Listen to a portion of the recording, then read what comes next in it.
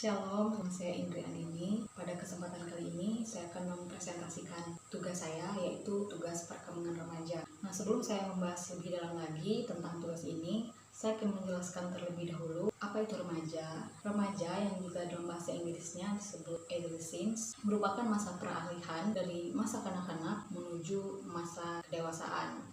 Dalam hal ini, perkembangan remaja dibagi menjadi beberapa aspek. Yang pertama, perkembangan remaja secara fisik. Yang kedua, perkembangan remaja secara kognitif. Yang ketiga, perkembangan remaja secara psikologis. Yang keempat, perkembangan remaja secara sosial. Dan yang kelima, perkembangan remaja secara spiritual. Baiklah, yang pertama saya akan menjelaskan perkembangan remaja secara fisik.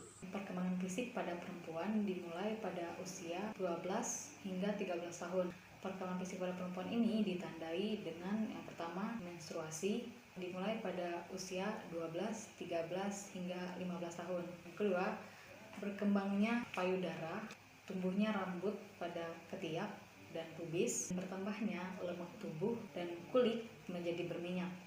Berikutnya, pertumbuhan tinggi badan cenderung lebih cepat dibandingkan pertumbuhan tinggi badan yang terjadi pada anak laki-laki. Oleh karena itu, kita sering melihat bahwa anak-anak remaja perempuan biasanya lebih besar atau lebih tinggi dibanding remaja laki-laki. Nah, yang berikutnya, pinggul melebar dan pinggang menyempit akibat penyebaran lemak yang dipengaruhi hormon wanita.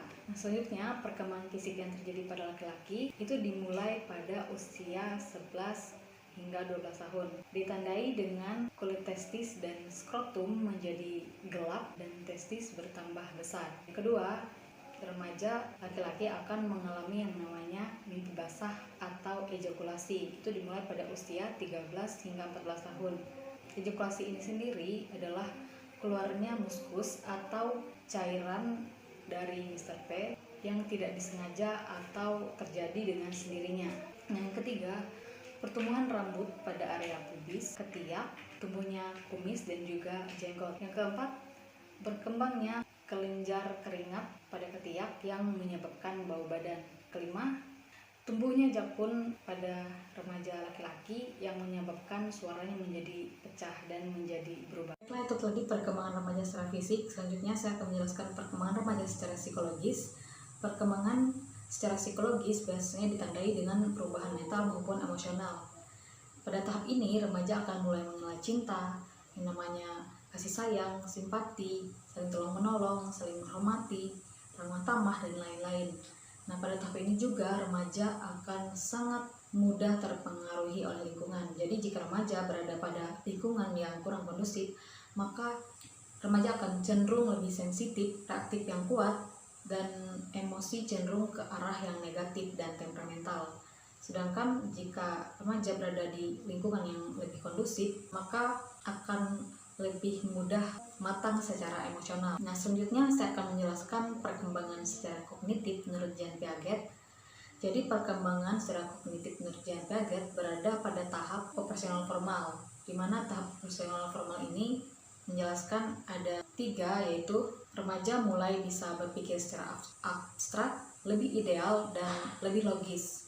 Jadi, pemikiran remaja yang abstrak, di mana remaja sudah tidak lagi terpaut pada pengalaman yang nyata ataupun konkret, melainkan remaja bisa memikirkan segala sesuatu hal yang konseptual tanpa harus berhadapan langsung dengan objek atau peristiwa yang berlangsung. Kemudian remaja mulai ideal, di mana remaja akan mulai membanding-bandingkan standar ideal dengan orang lain.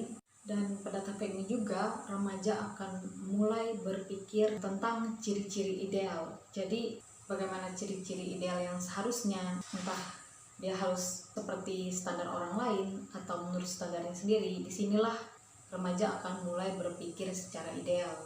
Kemudian remaja mulai bisa berpikir logis. Nah, pada tahap ini remaja akan mulai dapat menarik kesimpulan-kesimpulan dari setiap peristiwa atau permasalahan yang dihadapinya dengan cara yang logis. Nah, itu tadi perkembangan remaja secara kognitif. Selanjutnya, perkembangan remaja secara sosial. Pada tahap ini, remaja akan mulai memiliki jiwa sosial yang tinggi. Pada tahap inilah, remaja akan mulai dapat memahami orang lain. dapat memilih teman, misalkan teman yang memiliki hobi yang sama, atau memiliki kegemaran yang sama, memiliki kriteria yang sama, dan mulai menjalin persahabatan dengan orang lain. Pada tahap ini juga, remaja akan mulai mengikuti teman sebayanya, misalkan dalam hal berpikiran atau berpendapat, nilai-nilai, maupun kegemaran atau gaya yang dilakukan oleh teman sebayanya, maka akan diikuti oleh remaja tersebut. Yang terakhir, perkembangan remaja secara spiritual dalam hal agama. Remaja akan mulai menyoroti nilai-nilai agama secara cermat dalam kehidupannya dan akan mulai membawa nilai-nilai agama tersebut dalam kehidupan dan kalbunya. Dan pada tahap ini juga remaja akan mulai memperhatikan kepinjangan-kepinjangan yang terjadi dalam kehidupan bermasyarakat dan gaya hidup masyarakat yang kurang mempedulikan nilai-nilai agama. Berhubungan dengan itu, perkembangan moral yang terjadi pada remaja, di mana pada tahap ini remaja akan mulai mencari jati diri atau mulai mencari identitas diri. Disinilah remaja akan mulai bertanya-tanya siapakah dirinya dan akan menjadi seperti apakah dirinya nanti. Dan dalam tahap ini juga remaja tidak ingin lagi dianggap kecil, sedangkan di sisi lain remaja juga belum siap untuk menjadi dewasa. Ini juga lah yang menjadi alasan mengapa remaja itu sangat keras kepala dan kadang juga sering membangkang terhadap orang tua. Karena dalam hal ini remaja sudah tidak ingin dianggap kecil lagi. Dan dalam tahap ini juga remaja akan sangat mempertahankan harga dirinya agar selalu dipandang positif oleh teman sebayanya. Pada usia ini, remaja akan sangat senang mencari pengalaman baru, mencari hal-hal baru, mencari sensasi-sensasi yang baru. Karena itu remaja akan sering terjun ke pergaulan-pergaulan yang baru bersama teman-teman yang baru. Nah, disinilah bimbingan dan tuntunan orang tua sangat diperlukan bagi anak-anak di usia remaja. Karena usia remaja adalah masa-masa peralihan dari usia kanak-kanak menuju usia dewasa yang sangat-sangat perlu tuntunan dan bimbingan dari orang tua.